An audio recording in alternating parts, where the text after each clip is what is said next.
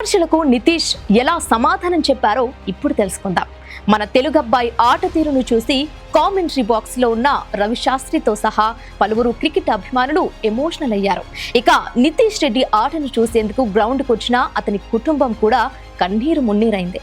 ముఖ్యంగా నితీష్ తొలి సెంచరీని బౌండరీతో పూర్తి చేసిన వెంటనే స్టేడియంలో ఉన్న అతని తండ్రి ముత్యాలరెడ్డి తీవ్ర భావోద్వేగానికి గురయ్యారు. కొడుకు గురించి చెబుతూ ఆనందంతో కన్నీళ్లు పెట్టుకున్నారు. అలాగే ఆనందంలో దిగ్గజ క్రికెటర్ గవాస్కర్ కాళ్లకు నమస్కరించారు ముత్యాలరెడ్డి. అయితే నితీష్ కుమార్ రెడ్డిని పక్కన పెట్టాలని టీమిండియా మాజీ ప్లేయర్ సంజయ్ మజ్రేకర్ చెప్పంగా సంజయ్ మజ్రేకర్ కు తన బ్యాట్ తో సమాధానం చెప్పాడు నితీష్. అసలు తెలుగు క్రికెటర్లంటే ఎందుకంత వివక్ష అనే మాట ఇప్పుడు అందరి నోట వినిపిస్తోంది. ఎంత నిలకడగా ఎంత క్లాసిక్ గా ఆడినా వివిఎస్ లక్ష్మణ్ కు అన్యాయం జరిగింది.